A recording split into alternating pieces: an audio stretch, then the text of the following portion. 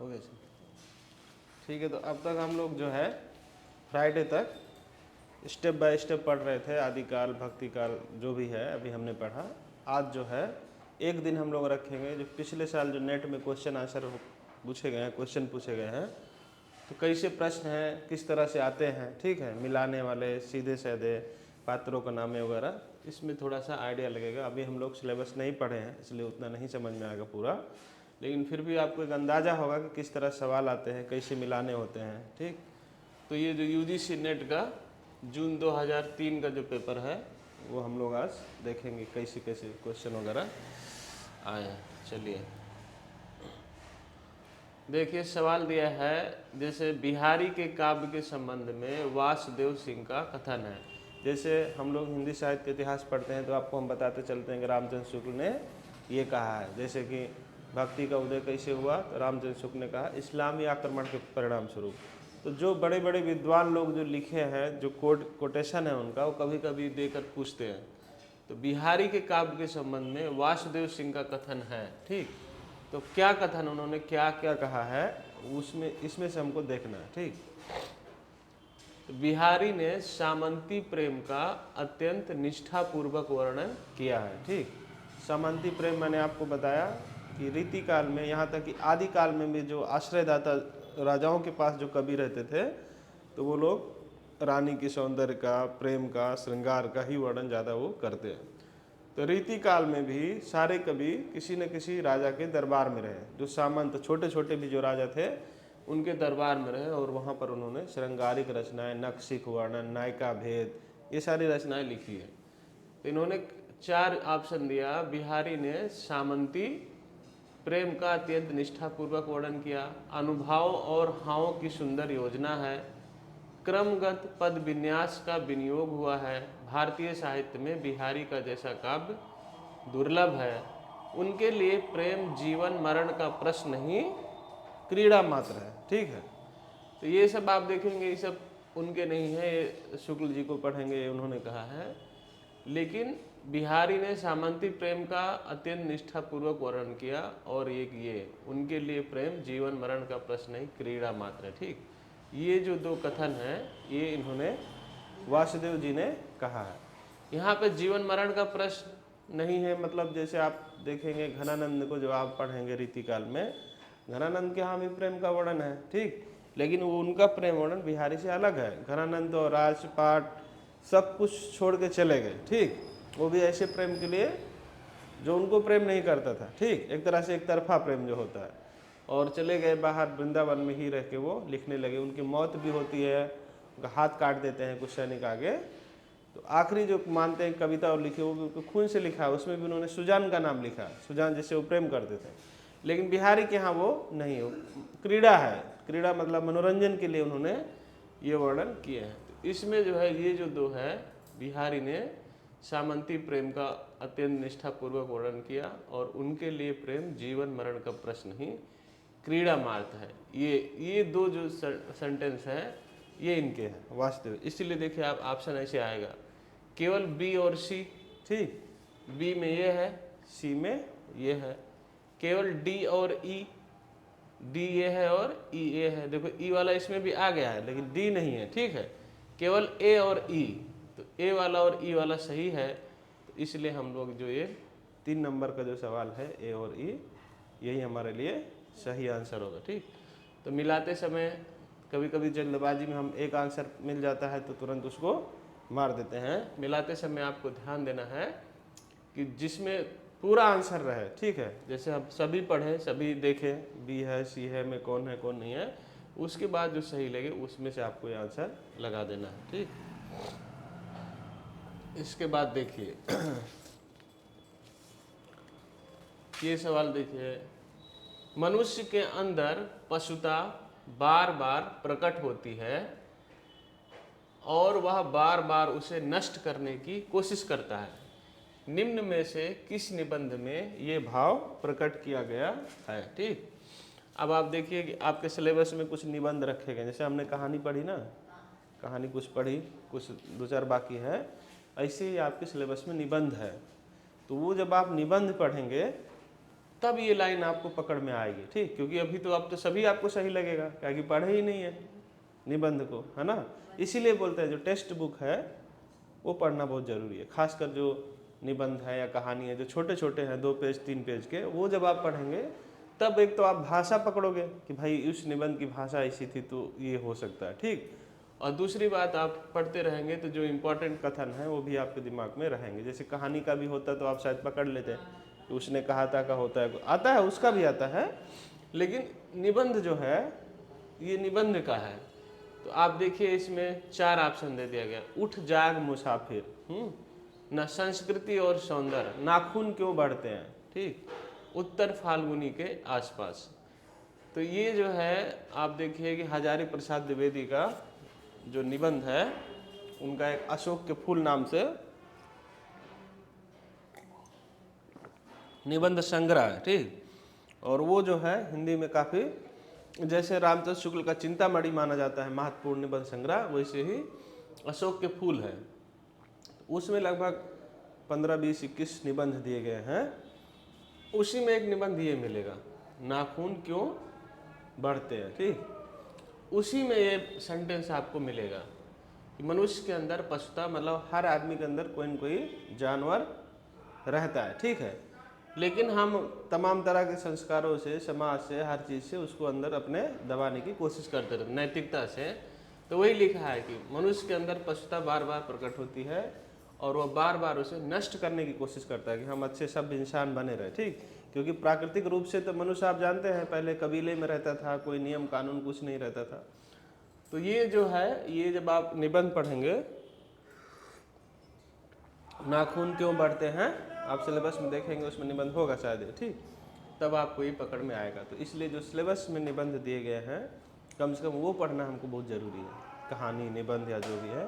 और ये सभी निबंध आपको गूगल पे भी मिल जाते। कहानी का तो सारा मैंने लिंक आपको भेज दिया, ठीक। जो नहीं पढ़े उसका भी लिंक आपको भेज दिए। तो पढ़ते समय आप पात्र का ध्यान रखिए और इस तरह कोई जो कथन आता है वो भी ध्यान, भाषा पकड़ने की कोशिश कीजिए कि किस लेखक की भाषा हो सकती है, उससे आपको आसानी होती है। क्योंकि सबकी भाषा थोड़ा बहुत तो अलग होती है, ठीक। यह ध्यान दीजिए।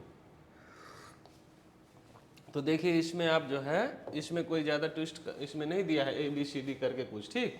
सीधा सीधा आपसे बस एक कोई आसान सा आपको पूछ लिया जाएगा, एक ऑप्शन बता दो, ठीक है। तो नाखून क्यों बढ़ते हैं। उसके बाद देखिए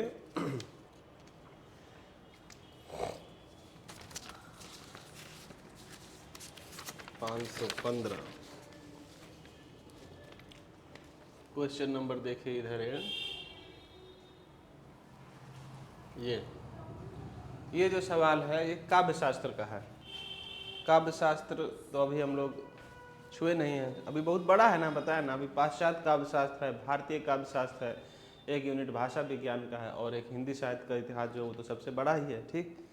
तो ये जो है जो पाश्चात्य काव्य शास्त्र है ये उससे जुड़ा सवाल है। पाश्चात्य काव्य शास्त्र में भारतीय काव्य शास्त्र में क्या है, जिससे है उसमें रस संप्रदाय, अलंकार संप्रदाय, ध्वनि संप्रदाय, रीति संप्रदाय, ये सब जो कविता लिखने के लिए जो जो चीज़ें जरूरी मानी गई पुराने आचार्यों ने संस्कृत के, उन्होंने एक शास्त्र ग्रंथ लिखे, ठीक, कि आपको कविता लिखने के लिए ये चीज़ें जरूरी होती है। काव्य क्यों लिखा जाए, काव्य प्रयोजन, काव्य हेतु, ये सब आपको पढ़ना है।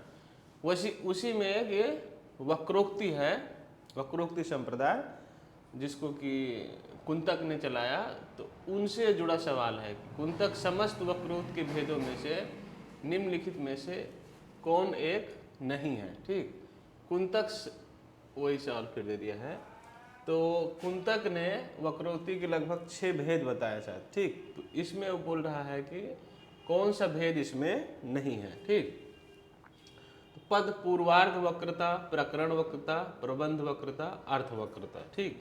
ये 4 दिया है। जब हम लोग पढ़ेंगे आगे ये वक्रोक्ति किसे कहते हैं, इसके आचार्य कौन कौन लोग हैं, ठीक है, कितने प्रकार की वक्रोक्ति होती है, उसमें ये चीज़ आएगी। इसमें कोई घबराने की बात नहीं, क्योंकि हम देखे नहीं है इसलिए हमको कठिन लग रहा है अभी। लेकिन उसमें जब आप देखेंगे वक्रोक्ति 6 है, नाम जान जाएंगे, तो आप अपने आप जान जाएंगे कि भाई इसमें से ये नहीं है। तो जो अर्थ वक्रता है, ठीक है, वक्र मतलब टेढ़ा, किसी बात को सीधे कहा जाता है तो उतना आसान नहीं होता है। कविता वगैरह में किसी बात को थोड़ा और अलंकारिक बना के दूसरे तरीके से कोई कवि कह रहा है तो हमको आकर्षित करती है, तो वक्र मतलब टेढ़ा हो गया। तो इसमें जो अर्थ वक्रता है वो इसका भाग नहीं है। वक्रोक्त के जो भेद माने जाते हैं उसमें अर्थ वक्रता कोई भेद नहीं है। तो इसलिए इसमें आप देखेंगे कि ये जो ऑप्शन दिया है 1 2 3, 3 वाला हम लगा दें। ये सब लगाने में आसानी होती है अगर आ रहा है तो ठीक है। जिसमें मिलाने उलाने वाला देता है उसमें थोड़ा आपको सोचना पड़ता है कि आया हुआ भी कभी कभी गलत हो जाता है, क्योंकि हम हड़बड़ी में वो मार देते हैं। नहीं नहीं, इसमें सिर्फ 3 होगा, ठीक, सिर्फ 3 होगा। ये तो कुछ गड़बड़ी सी सब लिख गया। हाँ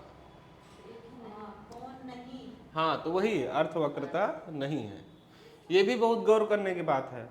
नहीं, कभी कभी नहीं हम मिस कर देते हैं, है हमको दिखाई देता कौन है, ठीक है। नहीं, ये पूछ रहा है कभी कभी हम पढ़ते समय जल्दबाजी करते हैं, नहीं नहीं है को ध्यान ही नहीं देते, है देख लेते हैं। इस तरह बहुत गलती होती है सभी बच्चों से। हर बार 1-2 सवाल लगता है कि हमको आ रहा है एकदम, उसी हड़बड़ी में लगा देते हैं, वो बाद में गलत होता है क्योंकि हम सवाल गलत पढ़ते हैं जल्दीबाजी में। इसलिए सवाल पढ़ना अच्छे से बहुत ज़रूरी है। पहले वो सवाल करना है जो आपको एकदम कॉन्फिडेंस से आ रहा है, उसके बाद आप गेस में जाइए। आखिरी में जब आपको एकदम आंख बंद करके मारना है तब आप देखिए। सवाल ध्यान से पढ़ना जरूरी है। उसके बाद देखिए 509,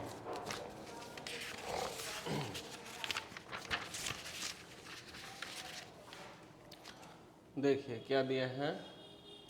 संवत 1955 में उन्होंने उपन्यास मासिक पत्र निकाला और द्वितीय उत्थान काल के भीतर 65 छोटे बड़े उपन्यास लिखकर प्रकाशित किए।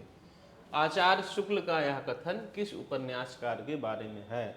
तो रामचंद्र शुक्ल का इतिहास जो ये रखे हैं कुर्सी पे, ठीक है, इसको जब अभी हम पढ़ रहे हैं, जैसे आदिकाल भक्तिकाल पढ़ रहे हैं, धीरे धीरे जब हम आगे बढ़ेंगे आधुनिक काल पे, जब उपन्यास कहानी वगैरह पे जाएंगे, तो जहाँ पर इन्होंने उपन्यास का परिचय दिया है वहाँ आपको आराम से ये पद ये आपको मिल जाएगा, ठीक है। तो आप जान जाओगे कि किसके बारे में इन्होंने कहा है, ठीक। तो देखिए 65 छोटे छोटे उपन्यास लिखे हैं। तो ये बात इन्होंने किशोरीलाल गोस्वामी के बारे में कही है, ठीक है। इन्होंने कई सारे ऐतिहासिक नाटक लिखे हैं, कुछ सामाजिक नाटक लिखे हैं। इस तरह से छोटे छोटे इन्होंने 65 उपन्यास लिखे हैं, ठीक है। तो ये किशोरीलाल गोस्वामी के बारे में इन्होंने ये बात कही है आचार्य शुक्ल ने।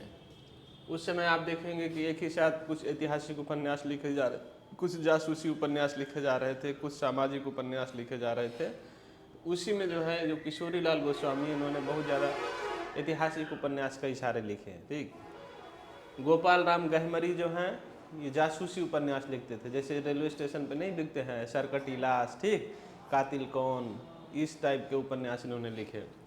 बालकृष्ण भट्ट जो है वो निबंधकार है मुख्य रूप से, लेकिन उपन्यास भी लिखा है, जैसे नूतन ब्रह्मचारी नाम से इन्होंने उपन्यास लिखा है। प्रेमचंद को आप जानते ही हैं, प्रेमचंद ने इतने उपन्यास नहीं लिखे हैं, ठीक, प्रेमचंद ने थोड़े लिखे हैं, लेकिन अगर वो कुछ नहीं लिखे होते, गोदान ही लिखे होते, तो भी वो इतना ही प्रसिद्ध होते। ये 65 उपन्यास लिखे हैं, लेकिन कोई उसके टक्कर का उपन्यास आपको नहीं मिलेगा। कहने का मतलब ज़्यादा लिखना नहीं जरूरी है, जो लिख रहे हैं वो कैसे आए जरूरी है, ठीक। चलिए आगे देखिए 527।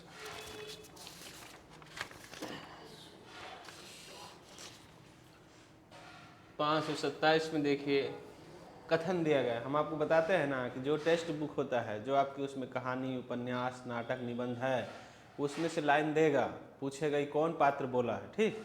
इसीलिए हम बोल रहे हैं बहुत पढ़ना है, बहुत पढ़ना है। मतलब हम भेज देंगे, लिंक भेज देंगे, आपको क्लिक करना रहे बस ना। जबकि आजकल गूगल में आप बोल दीजिए, ठीक, ये बगल में साइड में दिया रहता है ना, दबाएंगे, आप बोल दीजिए खाली ये निबंध, तो अपने आप आ जाता है, ठीक, तो वो आ जाता है अपने आप। फिलहाल हम भेज देंगे, कोई दिक्कत नहीं है। देखिए तुम जड़ पाषाण पिंड हो, तुम्हारे अंदर ना देवता है ना पशु है एक अडिग जड़ता। ठीक। बाण भट्ट की आत्मकथा उपन्यास में यह कथन निम्नलिखित में से किस पात्र का है?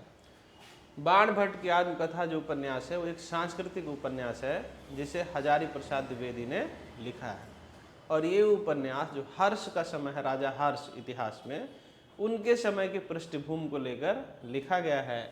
इसमें सुचरिता, महामाया, भट्टनी, न्यूनिया, ये सब उस उपन्यास की स्त्री पात्र है। और उसमें जो बाण भट्ट है, बाण भट्ट की आत्मकथा नाम ही है। ठीक। अब जैसे आप नहीं जानते पूछेगा बाण भट्ट की आत्मकथा कौन सी विधा है, उपन्यास है, कहानी है कि आत्मकथा है, तो आत्मकथा देख के बोलो आत्मकथा भी मार सकता है, लेकिन नहीं, बाण भट्ट की आत्मकथा एक उपन्यास है। उसमें जो बाण भट्ट है, ठीक, उसके बारे में ये जो न्यूनिया है, ठीक, न्यूनिया एक पात्र है, उसके बारे में ये बात वो बोल रही है। ठीक है, कि तुम जड़ पाषाण पिंड हो, पत्थर का एक टुकड़ा जैसे हो। ठीक है, मतलब कोई फीलिंग, भाव, एहसास तुम्हारे अंदर नहीं है, तुम्हारे अंदर ना देवता है ना पशु है। भाई आदमी या तो एकदम खराब हो या बहुत अच्छा हो, कह रहा है तुम में तो कुछ भी नहीं दिखे, तुम एक अडिग जड़ता हो, तुम जड़ हो। ठीक है, तो ये जो है बाण भट्ट की आत्मकथा उपन्यास है, उसमें न्यूनिया नाम की एक स्त्री पात्र है, वो वही जो है वो बोलती है इस कथन को। ठीक। आप देखेंगे हिंदी में 4 उपन्यास ऐसे हैं जो आपको जल्दी से सब जगह सिलेबस में भी मिलेंगे, और जिनको अपने अपने अलग अलग विधा में नई दिशा दी उपन्यास साहित्य को। उसमें एक आप देखेंगे गोदान है, गोदान एक सामाजिक उपन्यास है किसान जीवन पे। ठीक। फिर शेखर एक जीवनी है अज्ञेय की, जो कि व्यक्तिवादी उपन्यास है। ठीक, मतलब समाज नहीं, व्यक्ति का भी अपना वैल्यू होता है।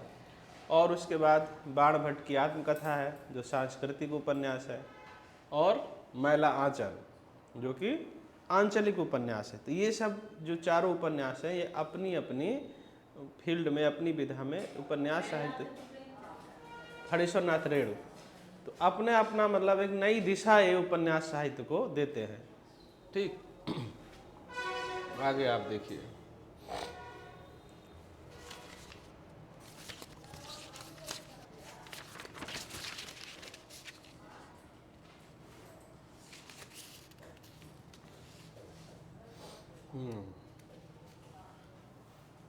अरे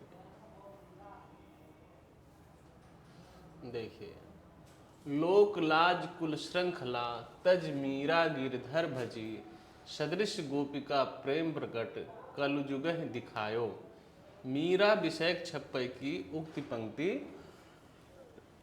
कहाँ से ली गई है? ठीक, मतलब ये जो पद है इसको ध्यान से पढ़िए। लोक लाज कुल श्रृंखला, मतलब लोक लाज की जो झूठी मर्यादा है, जो जंजीरें थी। ठीक, लोक लाज जो बनाया गया है वो आप देखेंगे कि वो एक तरफा है। ठीक, जैसे मीराबाई को ही लीजिए आप, मीराबाई बचपन में विधवा हो गई। हाँ, तो अब विधवा हो गई तो उनके घर वाले तो सोच रहे हैं कि ये भाई एकदम बाल विधवा बन के रहे, शादी नहीं करना, कलरफुल कपड़ा नहीं पहनना, कोने में पड़े रहो, मतलब जीवन व्यर्थ। ठीक, जबकि किसी के मरने में तो भाई किसी का कोई हाथ नहीं है ना। लेकिन ये जो लोक लाज है किसके लिए है? खाली औरत के लिए। मान लीजिए पत्नी मर गई किसी की, तो क्या आदमी विधवा बन के रहता है? दोनों तो शादी किया है ना। अगर मान लो आप कोई नियम बना ही रहे हो, ठीक, कोई नियम बना रहे तो ये कहरा क्यों है इतना? भाई तुम तो तुरंत शादी कर लेते हो, एक लोग 2-2 3-3 शादी कर रहा है। लेकिन एक बच्ची मान लो कोई आई है, पहली बात तो तुम उसके बिना बड़ी हुए शादी कर दिए। ठीक, और उसके बाद मान लो उसका पति मर गया तो उसका क्या दोष है? अगर पति करवा चौथ 30 से पति की उम्र बढ़ता तो कोई मरता ही नहीं। तो वही जो लोक लाज की जो श्रृंखला, जो जंजीरें हैं, ठीक, जिनको कि वो उसको ग्लोरीफाई लोग कर देते हैं कि भाई ये जो कर रहा है ये बहुत अच्छी औरत है, ये नहीं कर रहा नहीं है, कर रहे, उसको छोड़ दिया मीराबाई ने, और किसको भजा? गिरधर को, कृष्ण को। सदृश गोपिका प्रेम प्रकट कलयुग दुखाया, और कलयुग में भी, कलयुग में भी उन्होंने गोपियों की तरह कृष्ण को प्रेम करके दिखाया। पूछ रहा है ये जो पंक्ति है ये किस रचना में है? ठीक, तो आप देखेंगे, अभी हम लोग पढ़ेंगे, भक्ति काल शुरू होने वाला है, तो 84 वैष्णवन की वार्ता एक किताब है, ठीक है, गोकुलनाथ की। तो उसमें उन्होंने उस समय जो वैष्णव भक्त थे उनका नाम दिया, जिक्र किया है। ठीक, कविमाला है, राग कल्पद्रुम है, इस सब में कवियों के बारे में बताया गया है। और एक रचना कौन सी है? भक्तमाल, नाभादास की। ठीक, तो भक्तमाल जो रचना है इस रचना में नाभादास ने अपने समय के जो भी कवि थे, तुलसी, सूर, मीराबाई, सब के बारे में कविता के माध्यम से छोटी छोटी टिप्पणी की है कि क्यों ये फेमस है, ठीक है, किस लिए ये प्रसिद्ध है। तो इसी भक्तमाल रचना में ये पंक्ति मिलती है मीराबाई की तारीफ में एक तरह से कि लोक लाज कुल श्रृंखला तज मीरा गिरधर हुए। लोक लाज की जो जंजीरें थी उसको तोड़कर मीरा जो है गिरधर की को भजने लगी, मतलब उनकी उपासक हो गई, पत्नी मानती है उनको। सदृश गोपिका प्रेम, और गोपिका के समान प्रेम करके उन्होंने कलयुग में कृष्ण को गोपी की तरह प्रेम किया। तो ये किस में आएगा? भक्तमाल में, जो कि नाभादास की रचना है। भक्तमाल एक तरह से कविता में आलोचना समझिए, मतलब वो अपने समय कवियों के बारे में छोटी छोटी टिप्पणी कविता के माध्यम से आपको इसमें मिलती है। इसके बाद देखिए ये राष्ट्रभाषा हिंदी समस्याएं और समाधान पुस्तक के लेखक कौन है? ठीक है, तो इसमें आप देख रहे हैं कि इसमें कोई ABCD वाला मामला नहीं है। ठीक, तो ये दूसरा नंबर जो है देवेंद्र नाथ शर्मा, ये सभी नाम लगभग भाषा वैज्ञानिक जिन्होंने भाषा विज्ञान की किताब लिखी है। देवेंद्र नाथ शर्मा ने भी भाषा विज्ञान पर अच्छी अच्छी किताबें लिखी है। तो उन्हीं की एक ही किताब है राष्ट्रभाषा हिंदी समस्याएं, और क्योंकि पहली यूनिट जो हमारी है वो भाषा से जुड़ी है, तो उसी के अंतर्गत ये सवाल इन्होंने पूछा होगा। ये लोग कोशिश करते हैं कि हर यूनिट से क्वेश्चन रहे इसमें, ठीक, सिलेबस के अकॉर्डिंग। और देखिए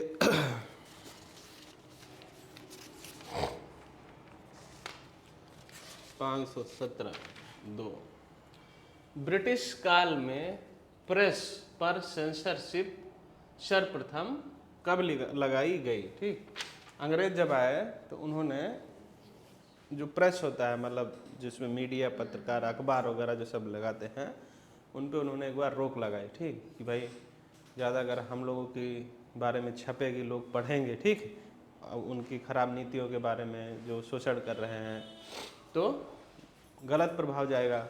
इसलिए इन्होंने सेंसरशिप लगाई थी। कब लगाई थी? 1799 ईस्वी में। ठीक, ब्रिटिश काल में प्रेस पर सेंसरशिप सर्वप्रथम कब लगाई गई? 1799 ईस्वी में। ठीक, यहाँ आप देखिए। ठीक, हाँ, इस तरह सवाल आपको बहुत मिलते हैं नेट में। ठीक है, ये एक तरह से कठिन भी है, एक तरह से आसान भी होता है। जैसे देखिए सूची 1 का सूची 2 से मिलान कीजिए। ठीक, 574।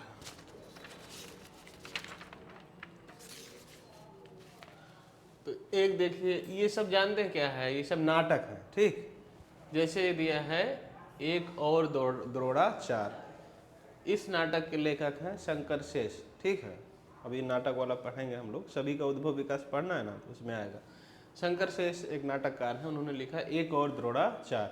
जैसे दरोड़ा 4 को हम क्यों जानते हैं? जिन्होंने एकलव्य का अंगूठा कटा लिया, ठीक, जिससे कि भाई हमारा शिष्य ठीक रहे, समझे। तो उसी तरह से आज के दौर में भी बहुत जगह ऐसे लोग बैठे पदों पर मिल जाते हैं जो अपने भाई भतीजा इन लोगों को आगे करने के लिए किसी न किसी योग्य आदमी का अंगूठा काटना, मतलब उसको बाहर कर दिया तो अंगूठा ही कट गया। ठीक है, होता है कि नहीं? तो उसी आधार पर इन्होंने एक और द्रोणाचार्य नाटक लिखा। ठीक, देखिए, और उसके बाद देखिए स्कंदगुप्त, ये भी जयशंकर प्रसाद का नाटक है। स्कंदगुप्त, ठीक, स्कंदगुप्त, चंद्रगुप्त, ध्रुव स्वामी, ये तीनों जयशंकर प्रसाद के प्रसिद्ध नाटक हैं जिनसे ज़्यादातर सवाल पूछा जाता है। वैसे और भी उनके नाटक हैं, लेकिन ये 3 महत्वपूर्ण है। चंद्रगुप्त भी उन्हीं का नाटक है। ठीक, अंधा युग जो है वो धर्मवीर भारती का काव्य नाटक है। अंधा युग, ये जो है महाभारत की जो कहानी है जिसमें अश्वत्थामा वगैरह है ये लोग, उस पर आधारित है कि युद्ध जब होता है, मान लीजिए कौरव पांडव का युद्ध हो रहा है, तो युद्ध जब होता है तो उसका क्या असर पड़ता है, क्या युद्ध होना जरूरी है, युद्ध क्यों होना चाहिए, युद्ध क्यों होता है, युद्ध के बाद क्या बचता है, ये सब जो समस्याएं हैं उन्होंने महाभारत की कहानी के माध्यम से दिखाया। क्योंकि उन दिनों जो है भारत चीन, भारत पाकिस्तान, ये सब जो युद्ध हो रहे थे उसके पृष्ठभूमि में। तो देखिए यहाँ पर आपको मिलाना है कि कौन सा पात्र किस नाटक का। अब अगर यहाँ कहानी का पात्र होता, इधर नाम आप मिला देती, ठीक मिला देती ना। मान लीजिए इधर में लहना सिंह होता, इधर उसने कहा था होता, तो आप जान जाते ना। क्यों? क्योंकि आप पढ़े हो, इसीलिए कह रहे हैं स्टेप बाय स्टेप आप पढ़ोगे तो ये सब चीज़ें आपको आसान लगेंगी। लेकिन कब? जब आप पूरा सिलेबस एक बार पढ़ लोगे, नोट्स बना लोगे, तो आपको पूरा कॉन्फिडेंस आ जाएगा। जैसे देखिए एक और द्रोणाचार्य, जैसे यहाँ पे देखिए ए का दूसरा दिया है, ठीक, ए का दूसरा, तो ए ये है, 2 नंबर ये है, तो लीला किसकी पात्र हो गई? एक और द्रोणाचार्य का। उसके बाद देखिए बी का तीसरा, अभी बताएंगे इसको और कैसे दिमाग लगा के हम जल्दी पकड़ते। बी का तीसरा देखिए ये स्कंदगुप्त है, ठीक, और तीसरा कौन है? कमला है, ठीक। यहाँ पर देखिए सी का चौथा दिया है चंद्रगुप्त और अलका, ठीक, और डी का क्या दिया है? अंधा युग का युयुष। अब आप देखिए कैसे, जैसे मान लीजिए इसमें से आपको कोई एक पकड़ में आ रहा है, ठीक, कोई एक का नाम आप जान रहे हैं कि भाई युयुष जो है वो अंधा युग का पात्र है, तब आप ये देखिए कि डी का 1 किस किस ऑप्शन में दिया गया है। जैसे एक आपको आ रहा है तो आप देखिए कि वो ऑप्शन किस में मिल रहा है। तो कभी कभी एक ही में रहेगा, बात समझ रहे हैं। जैसे सरल उसको आसान सवाल पूछना होगा तो एक ही में रहेगा डी का 1, ठीक, तो आप पकड़ लोगे। जैसे देखिए यहाँ डी का 1 है, लेकिन उसको और जानकारी जब लेना है तो देखिए इसमें भी डी का 1 दे दिया, बात समझ रहे हैं। तो आप अगर देख रहे हैं कि दोनों में डी का 1 है, तो फिर आप देखिए कि भाई दूसरा भी अगर आपको मान लीजिए आता है, ठीक है, जैसे मान लीजिए सी का चौथा, ठीक, तो अब आप देखिए कि सी का चौथा किस में है, तो देखिए इसमें भी सी का चौथा है, बात समझ रहे हैं। यहाँ पर भी सी का चौथा है, यहाँ पर भी सी का चौथा है।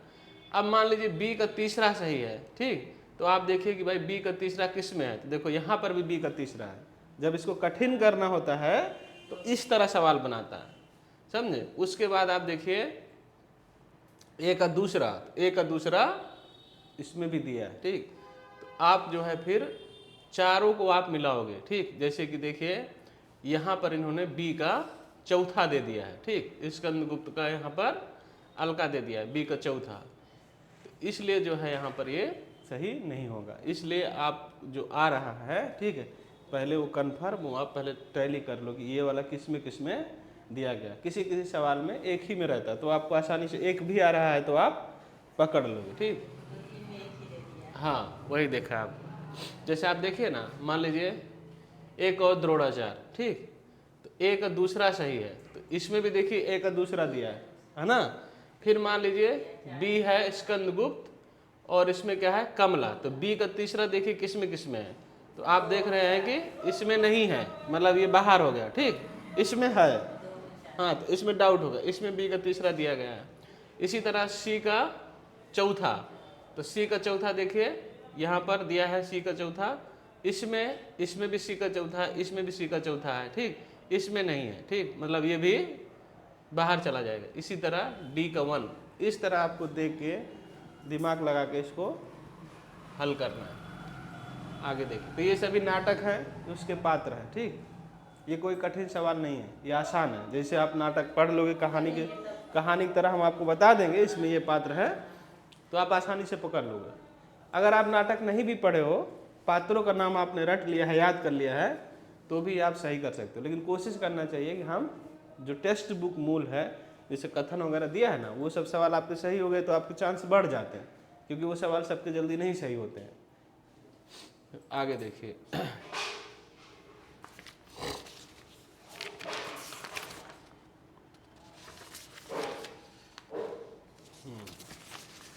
पाँच सौ 12 पे देखिए, ठीक। हवन उपन्यास निम्न में से किसकी कृति है, ठीक। हवन नाम का उपन्यास है, ठीक, तो किसने लिखा है ये आपके इसमें नहीं दिया है, टेक्स्ट बुक वाले सिलेबस में नहीं है, लेकिन जब आप हिंदी उपन्यास का इतिहास पढ़ेंगे तो ये सब नाम आपको मिल सकते हैं। ठीक, तो देखिए इसमें उषा राजे सक्सेना दिया है, सुषुम बेदी दिया है, दिव्या माथुर दिया है, उषा प्रियंवदा दिया। अब आप देखिए कि इसमें खाली 2 नाम पॉपुलर हैं, समझ रहे हैं, 2 नाम, ये और ये। ठीक, ये इनका कोई नाम ज़्यादा नहीं जानता है, ये खाली इसलिए पूछ रहा है कि एकदम बिल्कुल कॉमन सवाल नहीं है, इसको कोई नहीं पढ़ता होगा जल्दी से। ठीक, और ये हवन उपन्यास का भी नाम कोई बहुत चर्चित नाम नहीं है। ठीक, ये कोई करंट में ही लिखा गया उपन्यास होगा, हाल फिलहाल में 5-6 साल के अंदर में। ठीक है, तो इसमें इन्होंने जो है सुषमा बेदी, आप किसी भी जो लोग भी हिंदी साहित्य उपन्यास पर रिसर्च भी कर रहे होंगे तो उनको बड़े बड़े नाम पता होंगे, इनका नाम किसी को नहीं पता, हमको भी नहीं पता इनका नाम, सुषमा बेदी। ठीक, क्योंकि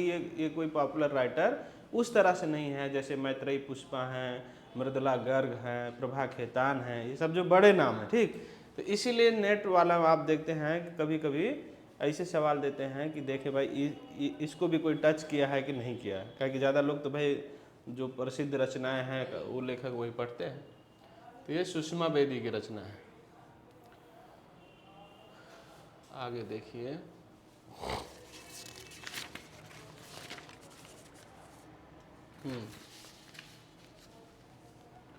ये देखिए अंधा युग नाटक के अंकों के शीर्षक का क्रम है। अंधा युग एक नाटक है, पतली सी किताब है, और वो नाटक काव्य में है, ऐसे गद्य जैसा नहीं है, कविता में लिखा गया नाटक है, कविता की भाषा में। तो उसमें जो है अंक हैं, जैसे पाठ बटे होते ना, 1 अंक 2 अंक 3 अंक, तो जो अंक हैं उनका नाम दिया गया है। ठीक, तो ये नाम जो है देखिए 84 है ना, इसमें देखिए नाम दिया है, ये सब उसी के अंक के नाम है। आप अंधा युग किताब लेंगे उसमें सभी नाम मिलेंगे, अंक का नाम में है, दूसरे अंक तीसरे अंक।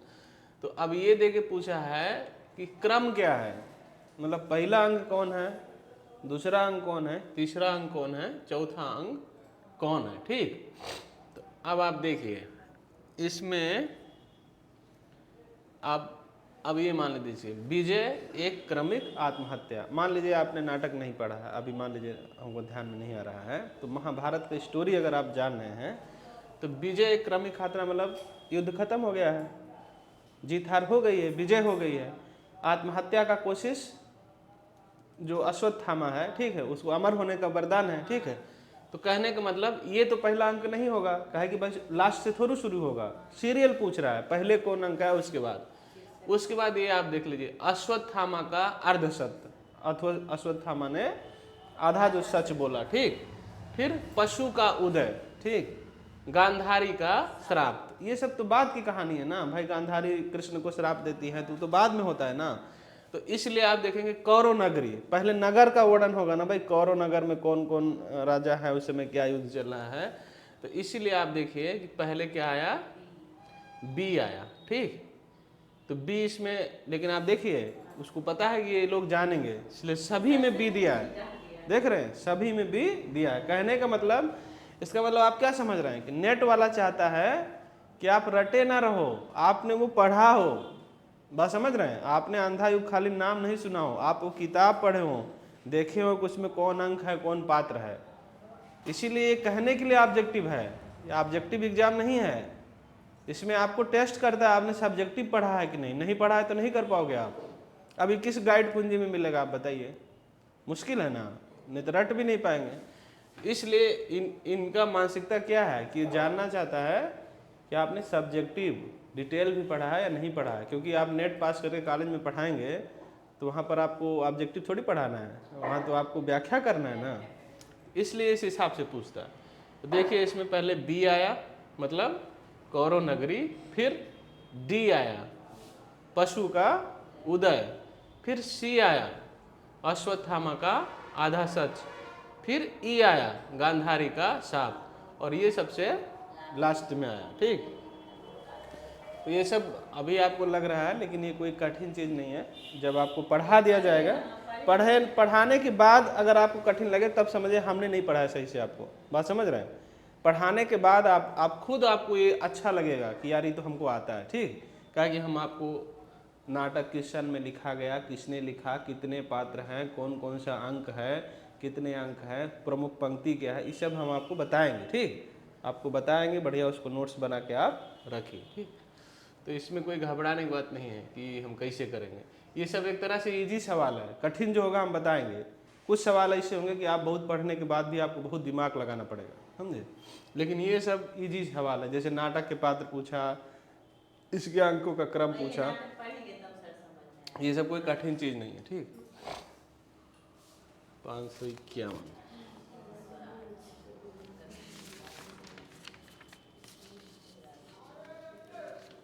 देखिए, महात्मा गांधी के हिंद स्वराज के संबंध में उपयुक्त कथन कौन से हैं। ठीक, तो देखिए,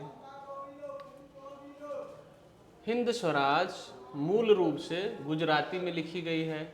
हिंद स्वराज गांधी जी की एक किताब है जिसमें उन्होंने जो हमारा कुटीर उद्योग वगैरह होता है, ग्रामीण संस्कृति को बढ़ावा देने की बात कही गई है, मशीनों का आधुनिकीकरण का उसमें विरोध मिलता है। ठीक, तो हिंद स्वराज मूल रूप से गुजराती में लिखी गई है, एक कथन ये दिया है।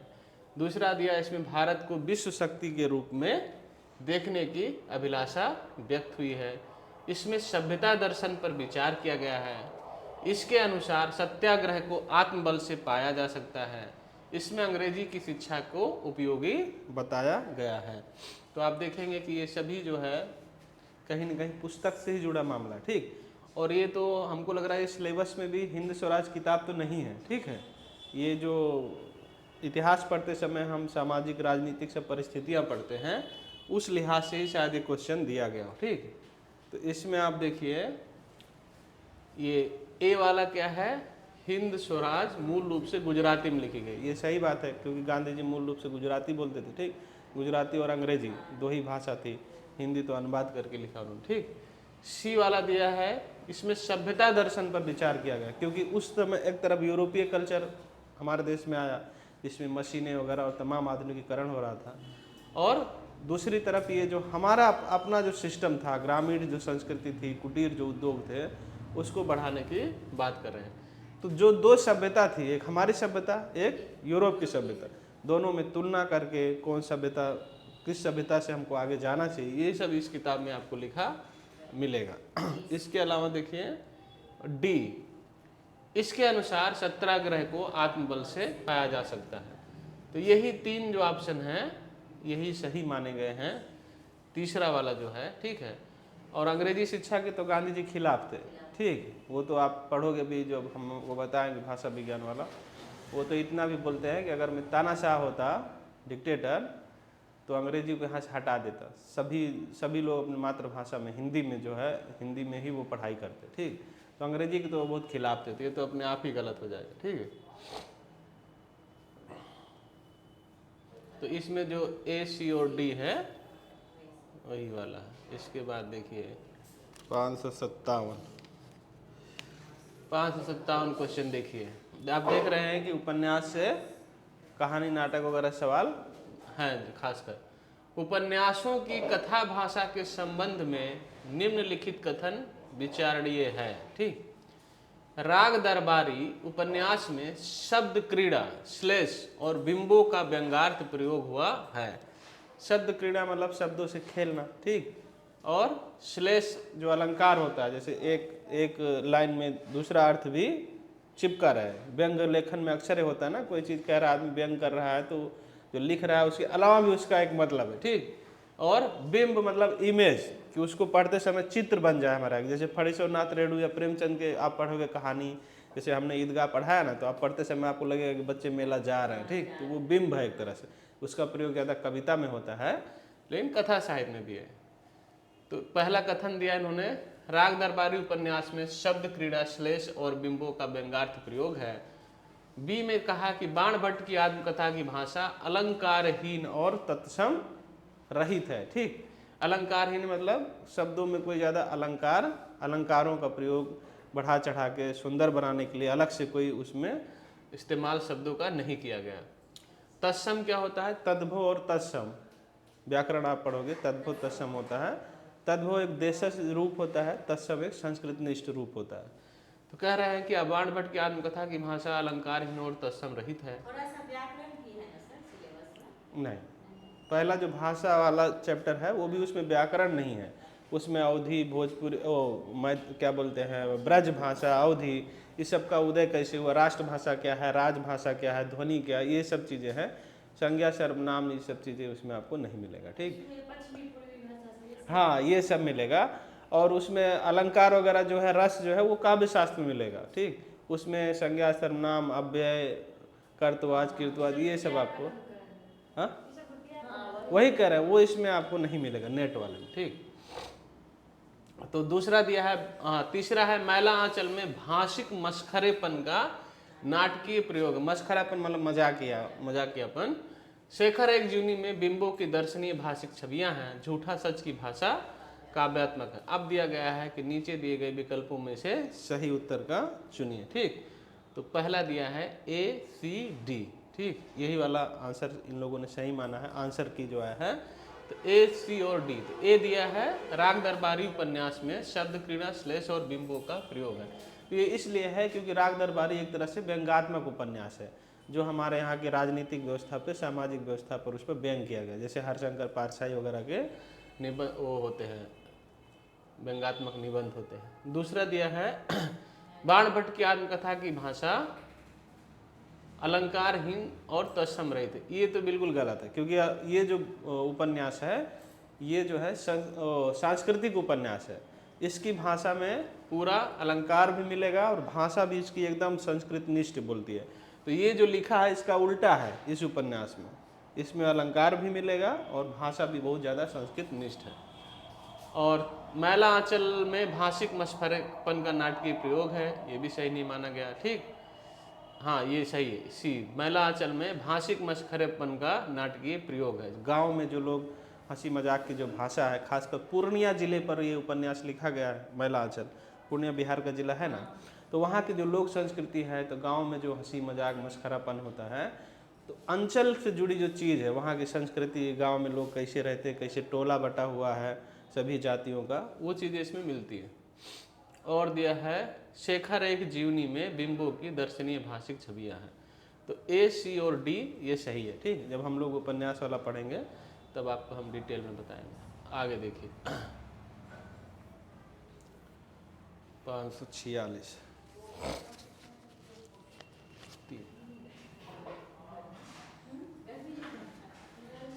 चला लीजिए पंखा, कहाँ से चलता है ये? देखिए 546 मैथिली शरण गुप्त के संबंध में निम्नलिखित कथनों पर विचार कीजिए। मैथिली शरण गुप्त भारतेंदु युग के बाद जो द्विवेदी युग आता है उसके सबसे बड़े कवि माने गए हैं। ठीक, तो कह रहे हैं कि इनके बारे में कुछ ये कथन है, इस पर आपको पहले पढ़िए फिर सवाल का जवाब दीजिए। मैथिली शरण गुप्त की कविता महावीर प्रसाद द्विवेदी के आदर्शों और मान्यताओं की फलश्रुति थी। जो ये तो घूम रहा है, अच्छा ठीक। तो मैथिली शरण गुप्त जो हैं, ठीक है, ये द्विवेदी युग के कवि हैं। उस समय सरस्वती नाम की एक पत्रिका निकलती थी, जो हिंदी साहित्य की बहुत प्रमुख पत्रिका है। और उस पत्रिका में जो लोग छप जाते थे उनको लेखक और कवि बड़ा माना जाने लगता था। आपको पता होगा कि जब निराला ने जूही की कली कविता लिखी सबसे पहले, तो महावीर प्रसाद द्विवेदी ने उसको लौटा दिया। उन्होंने कहा इस तरह की कविता हम नहीं छाप सकते हैं। उन्होंने कुछ आदर्श बनाए, कविता किन किन विषयों पर हो, उसमें मनोरंजन ना हो, उपदेश भी हो, ठीक, और चींटी से लेके हाथी तक बहुत बड़ा बड़ा विषय है, आप उस पर कविता लिखिए। ये हम अब प्रेम कविताएँ, श्रृंगार कविताएँ बहुत हो चुकी रीतिकाल तक। तो उन्होंने जो आदर्श बनाए, तो इस पे पूछ रहा है कि क्या मैथिली शरण गुप्त की कविता उसकी फलश्रुति थी, मतलब उनके हिसाब से इन्होंने कविता लिखी। दूसरा कथन है मैथिली शरण गुप्त का जन्म बांदा में हुआ था। ठीक, ये तो गलत है। ये तो झांसी में इनका जन्म हुआ था, झांसी के पास मैथिली शरण गुप्त का जन्म। आगे देखिए मैथिली शरण गुप्त की पहली कविता 1905 में सरस्वती में प्रकाशित हुई। मैथिली शरण गुप्त के परिवार में शैव भक्त की परंपरा थी। शैव मतलब जो शिव जी पूजा। मैथिली शरण गुप्त का काव्य मर्यादा और संयम की डोर से बंधा हुआ है। ये 5 स्टेटमेंट दिया गया है। अब नीचे पूछ रहा है कि नीचे दिए गए विकल्पों में से सबसे उपयुक्त उत्तर का चयन आपको करना है। ठीक, तो इनके हिसाब से जो ये तीसरा नंबर वाला है, ठीक है, वो सही माना गया है। मैंने आपको अभी बताया कि महावीर प्रसाद द्विवेदी ने जो सरस्वती पत्रिका चलाई उससे कई सारे कवि निकले। ठीक, एक तरह से इनके गुरु हैं मैथिली शरण गुप्त। ठीक है, जो साकेत रचना है, साकेत इनका सबसे बड़ा प्रसिद्ध रचना है ना, महाकाव्य, उसको इन्होंने महावीर प्रसाद द्विवेदी को का नाम भी लिया उसमें। ठीक है, करते तुलसीदास भी कैसे मानसनाद, महावीर का यद उन्हें मिलता नहीं प्रसाद। मतलब कह रहे हैं तुलसीदास भी कब लिख पाया, जब महावीर मतलब हनुमान जी, उनका उनको प्रसाद मिला या उनकी मतलब अनुकंपा हुई। तो ये भी कौन है, महावीर है। तो कह रहे हैं कि हम भी इसलिए लिख रहे हैं कि आपके हमारे ऊपर स्नेह बना। ठीक, तो पहला वाला मामला सही है। फिर एक मिनट, सी वाला। ठीक, सी कौन सा है, मैथिली शरण गुप्त की पहली कविता 1905 में सरस्वती में प्रकाशित हुई। और उसके बाद ई, इनका जो काव्य है वो मर्यादा और संयम की डोर से बंधा। ये बिल्कुल सच है, क्योंकि साकेत आप पढ़ेंगे तो इन्होंने जो भी कविताएं मैथिली शरण गुप्त ने लिखी है वो ज़्यादातर हमारे यहाँ जो रामायण और महाभारत के जो मिथक है, ठीक, जो कहानियाँ हैं उस पर आधारित है। जैसे साकेत आप देखिए, तो साकेत में साकेत क्यों लिखी, क्योंकि उसके पहले महावीर प्रसाद द्विवेदी ने एक निबंध लिखा सरस्वती पत्रिका में। उसमें लिखा कवियों की उर्मिला विषयक उदासीनता। मतलब हमारे जो कवि हैं वो राम के बारे में लिखते हैं, सीता के बारे में लिखते हैं, लक्ष्मण के बारे में लिखते हैं, लेकिन उर्मिला ने भी तो एक पीड़ा झेड़ी। भाई सीता का तो पति उनके साथ था, वो भले से कहीं पर भी रही हो, लेकिन उर्मिला तो पूरा 14 साल शादी के बाद वो रह रही महल में। ठीक है, तो उनके भी तो पीड़ा है। ठीक, तो उनके बारे में कोई नहीं लिखता। तो उससे प्रेरित होकर इन्होंने फिर ये जो साकेत है उसकी रचना की। और उसमें एक शायद 9वां सर्ग जो है वो पूरा उर्मिला का विरह वर्णन है उसमें। ठीक, कि जो लक्ष्मण से दूर रह के उनको जो कष्ट है उसके बारे में उन्होंने लिखा। और ये जो हाँ ई वाला जो है, तो ये सभी इनके यहाँ गृहस्थ जो धर्म है, गृहस्थ जो जीवन है, उसमें जो मर्यादा संयम जो राम के यहाँ भी, राम के चरित्र में भी मिलता है, वो सब इनके काव्य में आपको सबसे ज़्यादा मिलेगा। ठीक, जयद्रथ बध भी इन्होंने लिखा है, पंचवटी भी लिखा है, पंचवटी जहाँ राम लक्ष्मण सीता रहते थे। तो ज़्यादातर इनकी जो कविताएं हैं वो व्यक्तिगत प्रेम जैसे छायावाद वगैरह में तो वैसा नहीं मिलेगा आपको।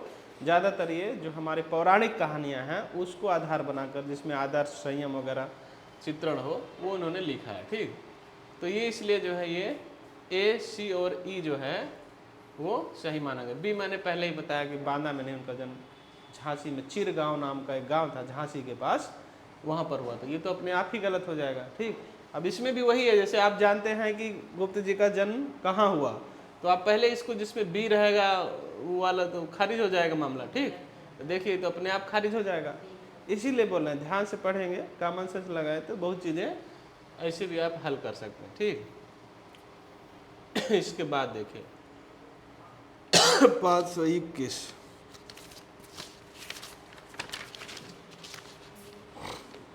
521 पे देखिए, धूमिल की किस कविता में एकता युद्ध की और दया अकाल की पूंजी के रूप में बताई गई है।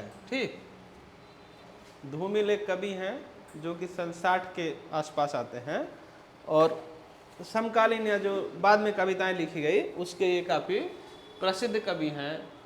तो इनका एक संग्रह था संसद से सड़क तक, जो 1972 ईस्वी में प्रकाशित हुआ और अपने इस संग्रह से उन्होंने बहुत लोकप्रियता हासिल की। ठीक, धूमिल आज भी बहुत बड़े कवि हिंदी में माने जाते हैं आधुनिक कविता में।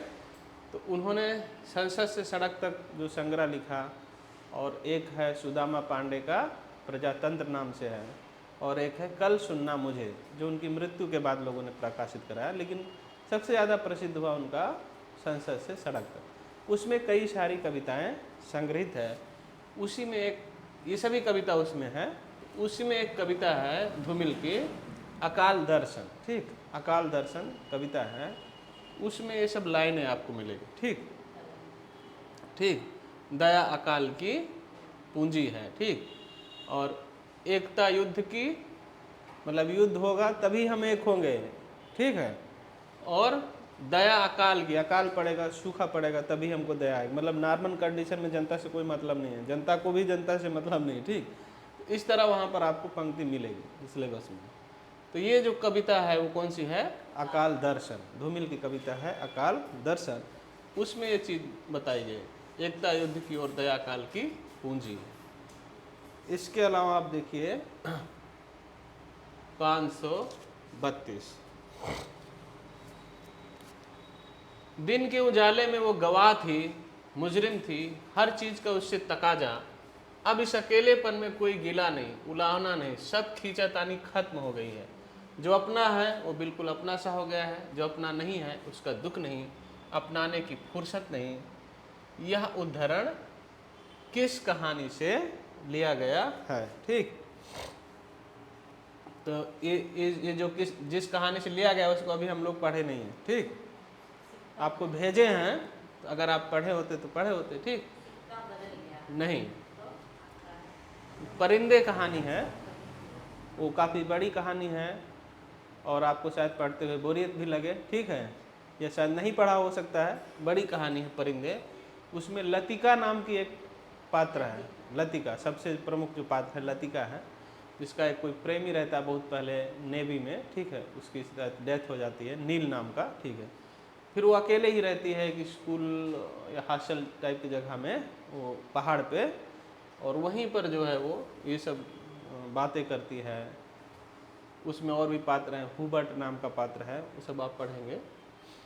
तो वहाँ पर एक रहेगी, दिन के उजाले में वो गवाह थी, मुजरिम थी, हर चीज़ का उससे तकाजा, भी इस अकेलेपन में कोई गिला नहीं। मतलब वो बहुत अकेले थी एक तरह से। ठीक, तो ये जो है परिंदे कहानी है निर्मल वर्मा की। ठीक, ये तो जयशंकर प्रसाद की है, उसकी भाषा अलग है। जो चंपा वगैरह वाला पढ़ा है ना, उसका भाषा देखिए अलग है, इसीलिए कहते हैं भाषा पे ध्यान दीजिए। वो होता तो उसकी भाषा उससे बहुत अलग है। अपना अपना भाग जैनेन्द्र की कहानी है। ठीक, सिक्का बदल गया कृष्णा सोबती की कहानी है, परिंदे निर्मल वर्मा की कहानी है। तो ये हम लोग पढ़ेंगे। देखो, हम आपको बोलते थे ना टेक्स्ट बुक से 20 से पूछेगा, कितना सवाल मिला हम लोगों को? अगर नाटक, निबंध, उपन्यास जोड़ ले 5-7 सवाल तो मिल चुका। ठीक, आगे देखिए 560,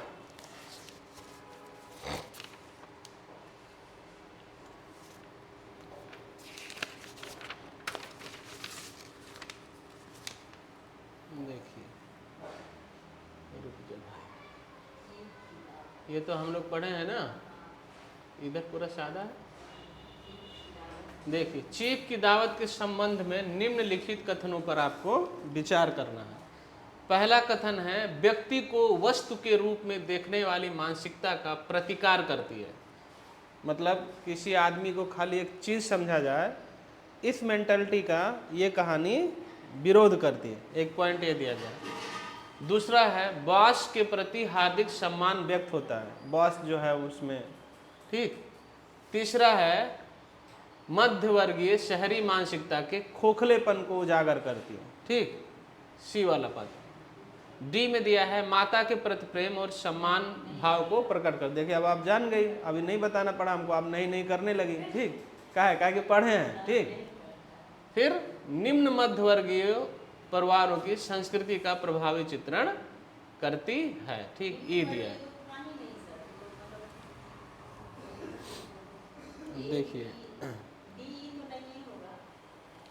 देखिए इनके मुताबिक ए जो है वो सही है, क्योंकि वो माँ को कोई चीज़ समझ रहा है। आपको याद हो कहानी पढ़ते समय सबसे पहले क्या बोलती है, माँ का क्या करेंगे। वो पढ़ाते समय आपको बताया भी कि मतलब वो कोई जैसे चीज़ हो, रद्दी होगी, इसको कहाँ हटा दें। तो ये तो सही है ना कि व्यक्ति को वस्तु के रूप में देखने की मानसिकता का प्रतिकार करती है। हाँ, तो ए वाला जो है इसमें ये सही है कि वो माँ को फालतू का चीज़ समझ रहा है, इसको कहाँ छुपाना है भाई। और बॉस के प्रति सम्मान प्रकट उस तरह से उसमें नहीं दिया गया कि बॉस को कोई अलग से सम्मान दे रहा है। ठीक, उसको तो बुलाया है अपने लालच के लिए कि आएगा, खिलाए पिलाएंगे, हमारा प्रमोशन हो जाएगा। ठीक, तो ये भी सही नहीं है। ठीक, और उसके बाद देखिए मध्यवर्गीय शहरी मानसिकता के खोखलेपन को दिखाता है। ये बिल्कुल सही है, क्योंकि अगर गांव होता तो उसको लोक लाज का डर होता है कि चला हमारा पड़ोसी में गुप्ता जी, शर्मा जी लोग क्या बोलेंगे कि अपनी माँ को ऐसे ट्रीट करा, ठीक। लेकिन ये क्या है, शहरी मानसिकता है, जहाँ कोई किसी मतलब तो है नहीं, तो उसको माँ को पीछे ले जाके छुपा दे। कितना खोखला है कि एक घर में सब चीज़ है, शानो शौकत है, पार्टी चल रही है, ठीक, अफसर भी है, लेकिन एक माँ के साथ वो अच्छा व्यवहार नहीं कर पा रहा, ठीक। तो ये खोखलापन ही है ना, कि बाहर से इतना चमक दमक बड़ा ऑफिसर, लेकिन अपनी ही माँ की जिसने अपने गहने बेच के पढ़ाया है उसके प्रति कोई सम्मान क्या, अपमान ही कर रहा है। और उसके बाद देखिए, ये तो आप जान ही गए कि ये तो होगा नहीं, माता के प्रति प्रेम भाव सम्मान को प्रकट करती है, बिल्कुल नहीं, ये तो माता का इंसल्ट कर रहा है, ठीक। निम्न मध्यवर्गीय परिवारों की संस्कृति का प्रभावी चित्रण है, ये भी ठीक है, ठीक, कि जो इस समय कल्चर आ गया है लोअर मिडिल क्लास वही है ना, अभी प्रमोशन के लिए मर रहा है, लोअर मिडिल क्लास का ही आदमी है एक तरह से, ठीक। तो वहाँ का जो भी कल्चर फैल रहा है कि खाली पति पत्नी को ही फैमिली समझते हैं, तो वो उसका एक कहानी चित्रण करती है, ठीक। अब आप इसको करते समय देखिए, जैसे आप समझ गए कि ये वाला डी नहीं है, ठीक। आप देखो कि किस में डी नहीं दिया गया है, ठीक। तो इसमें डी दिया है तो ये अपने आप निकल गया, ठीक।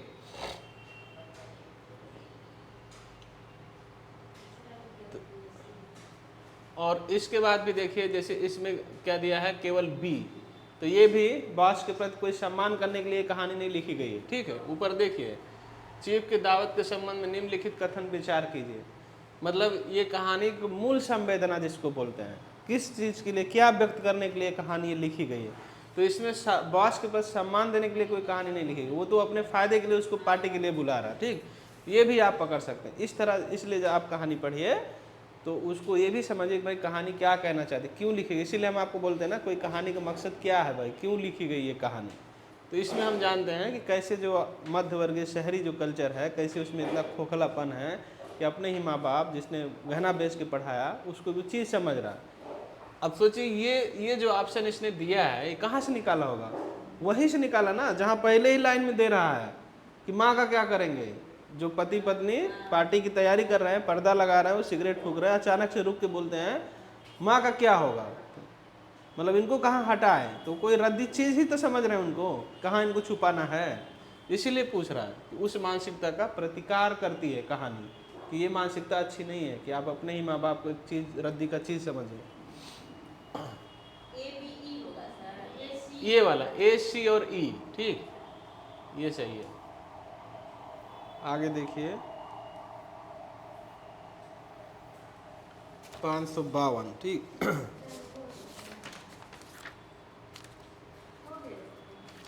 552 देखिए, उत्तर आधुनिकता की प्रवृत्ति मानी जाती है। क्या हुआ? हाँ ठीक है, बस ये आखिरी कर लेते हैं, टाइम तो हो ही गया है।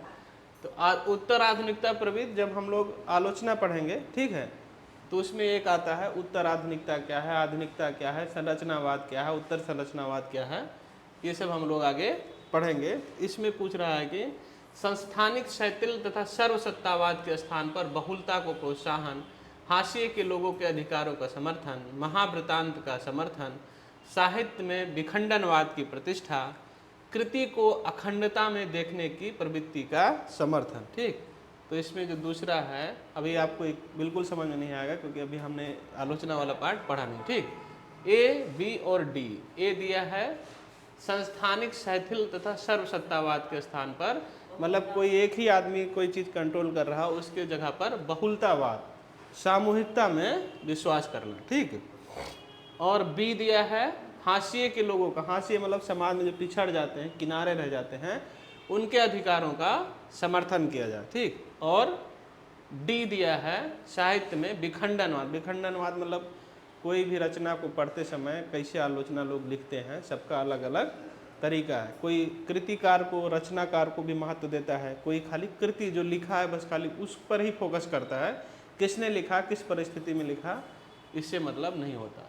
तो ये हम लोग पढ़ेंगे आगे, उत्तर आधुनिकतावाद वगैरह तो हम देखेंगे। लेकिन ठीक है, फिर आगे करें नेक्स्ट क्लास में।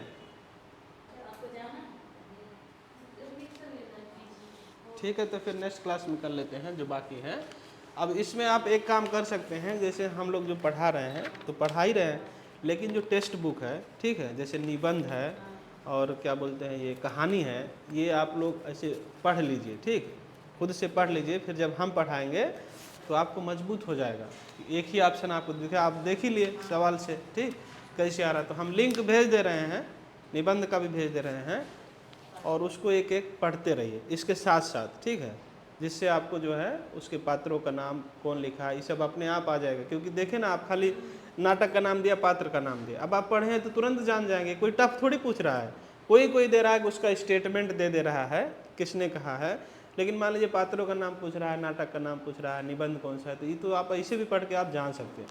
तो आप टेक्स्ट बुक भी पढ़िए, जिससे हम पढ़ाएं तो आपका एकदम और मजबूत होता जाए, ठीक। सब मोबाइल पे ना सर्च करते हैं। टेक्स्ट तो है नहीं, या सब मोबाइल पे। अभी हम आपको कहानी भेज दिए हैं, पहले कहानी सारी पढ़ डालिए, ठीक। फिर आपको निबंध भेज देते हैं, निबंध का लिंक, निबंध पढ़ डालिए, ठीक।